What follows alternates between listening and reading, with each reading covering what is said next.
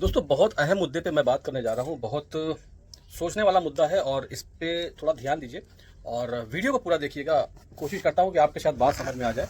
तो मैं ये बोलना चाहूँगा, मेरे हाथ में ये पावर स्टार वन है, अच्छा मांझा है 2600 रुपये का। ठीक है, ये मांझा मेरे पास है स्काई किंग, ये भी बहुत अच्छा मांझा है 2600 रुपये का। और मेरे हाथ में गुड्डू इसके खान है, बहुत ज़्यादा अच्छा मांझा 2500 रुपये का। और मेरे हाथ में शाहिद गाजी है, बहुत ज़बरदस्त मांझा 2600 रुपये का। और इस तरह से बहुत सारे हैं। एक मांझा अजहरी का रखा है 2600 रुपये का। तो ये 2600 रुपये का मांझे आज के रेट में, मतलब जो टाइम आज का है, आज महंगे मांझे आसमान छू रहे हैं।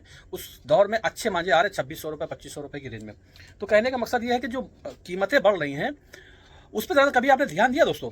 पहले मांझा मेकर जब रेट बढ़ाता था तो हम लोगों से डिस्कस करता था कि शाबिद भाई यार 6 महीने हो गए, साल भर हो गए और यार मंजे में पड़ता नहीं आ रहा, चीज़ें महंगी हो गई हैं और कारीगरी बढ़ गई है, रेट बढ़ गए हैं, सामान महंगा हो गया, भाई प्लीज़ 50 रुपये बढ़ा दिए। 50 रुपये बढ़ाने के लिए वो 50 बार कॉल करता था मेरे पास। तो तब जाके 50 रुपये 100 रुपये बढ़ते थे, क्योंकि चीज़ें जो थी वो दुकानदारों के हाथ में थी। मतलब दुकानदार उससे कनेक्ट थे। दुकानदार जब कहते थे तब रेट बढ़ते थे, वरना नहीं बढ़ पाते थे। बहुत ज़्यादा रिक्वेस्ट मांझा मेकर करता था तब। आज क्या पता आपको, आज मांझा मेकर ने क्या किया? ब्लॉक। मैंने फ़ोन किया, मैंने भाई वो मांझा भेज दीजिए। वो कहता भाई वो 2200 वाला तो बंद हो गया, वो नया ब्लॉक निकाल दिया मैंने, वो बहुत अच्छा चल रहा है, उसकी डिमांड बहुत ज़्यादा आ रही है, वो भैया 2600 रुपये का। अब वो 2600 रुपये गड्ढे से आएगा तो 2900 का बिकेगा। तो कहने का मकसद ये कि जो पहले चीज़ें थी वो थी दुकानदारों के हाथ में कि मांझे के रेट का वो कैसे बढ़ेंगे। दुकानदार तय करते थे कि मांझे के रेट साल में एक बार बढ़ेंगे 25, 50 या 100 जो भी थे। आज का क्या टाइम, आज मांझा मेकर के अपने हाथ में है रेट बढ़ाना। बस ये रैपर चेंज करो, रेट बढ़ गए। लेकिन मैं इनकी बात नहीं करूँ, ये सब तो थोड़े अच्छे मेकर हैं। मैं एक एग्जांपल दे रहा हूँ। सपोज दैट ये मंजा मेरे हाथ में है, ये है पावरफुल 2600 रुपये का। 2600 रुपये 2-3 मंजे दिखाए। अब मैं 2600 रुपये से एक आपको एक गुणा करके दिखा रहा हूँ। मिसाल के तौर पर 2600 रुपये का एक मांझा है, ठीक है ना। एक मांझे में अगर एक शौकीन, गरीब शौकीन पतंग उड़ाएगा तो ज्यादा ज्यादा एक खिड़की में उड़ाए कितनी पतंगे? 3 पतंगे। यानी कि टोटल कितनी पतंगे उड़ाएंगी? 12 तिहाई 36। मैं कहूँगा 40 पतंगे एक शौकीन उड़ा सकता है। 40 पतंग, ठीक है, 40 पतंग। अगर मिनिमम एक बहुत बजट फ्रेंडली पतंग उड़ाएगा, मैं देखिए बहुत घटे स्तर से मैं शौक का एक गुला भाग कर रहा हूँ। तो अगर 20 रुपए की पतंग उड़ाता है 40, तो तकरीबन होगा कितने? 800 रुपए। एक मैं एवरेज आपको दे रहा हूँ। तो 2600 इंटू 40 पतंग अगर जोड़ेंगे तो 40 पतंग में 800, कितना कितना हुआ? एक खिलाड़ी को एक चरखा उड़ाने के लिए तकरीबन लगे 26 और 3400 रुपए। महीने भर में 300-400 रुपए की सद्दी भी उड़ती है, ठीक है ना, गिरी हालत में। टेप एप से मतलब नहीं, पेट्रोल के खर्चे को मतलब 3700 रुपए, ठीक है ना।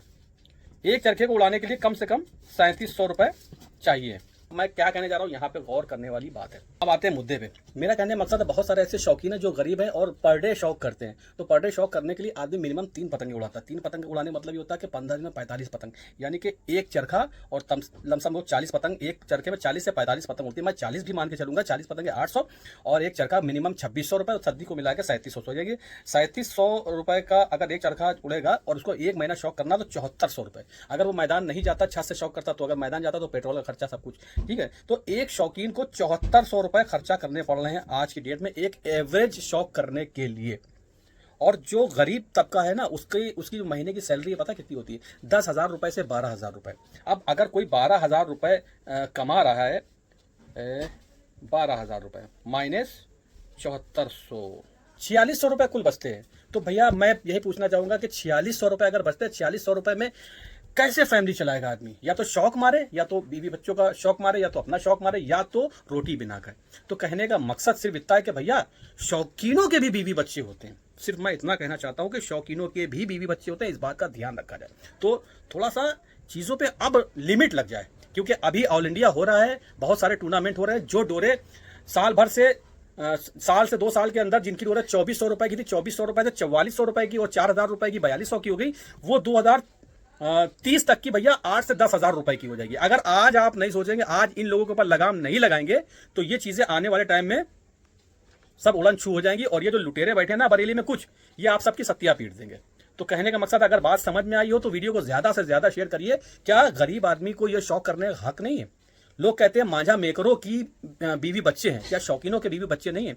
एक एवरेज तबका अगर जिसकी सैलरी मान लो 15,000 रुपए भी है, तो 15,000 में 7,500 रुपए, 7400 रुपए अगर वो खर्चा करते था खाली छत पे, तो मेरे भाई बीवी बच्चों को 7400 रुपए में पालेगा? आप पाल सकते हैं क्या? तो भाई साहब सिर्फ यही कहने का मकसद है कि हम लोग एक चेन है। मांझा मेकर दुकानदार से जुड़ा, दुकानदार से शौकीन जुड़ा है। अगर शौकीन हट गया तो सब बिखर जाएगा। तो जिस तरह से आप सब अपने बीवी बच्चे देख रहे हैं, इस तरह से शौकीन को भी देखें कि उनके भी बीवी बच्चे और उनका भी मन है, वो अपना शौक ना खत्म करें, उनको इस कगार पे लाकर ना खड़ा करें। आप लोग ये जो मांझों की दलाली हो रही है, इस दलाली को खत्म करें। अपने जो रेट हैं आपके अड्डे के, वो रेट लीजिए डायरेक्ट दुकानदारों से, चाहे शौकीनों से, जिससे मर्जी लीजिए। मगर ये जितने भी दलाल हैं, जितने भी ये वाला हैं, वालाओं को हटाया जाए। समझ रहे हैं, जितने भी वाला है, ये वाला बहुत खतरनाक है और ये वालाओं के सबके पड़ने वाला है छाला बहुत तेज। क्या करना समझ गए ना? शेयर, फटाफट शेयर करिए। उम्मीद करता हूँ वीडियो पसंद आया होगा।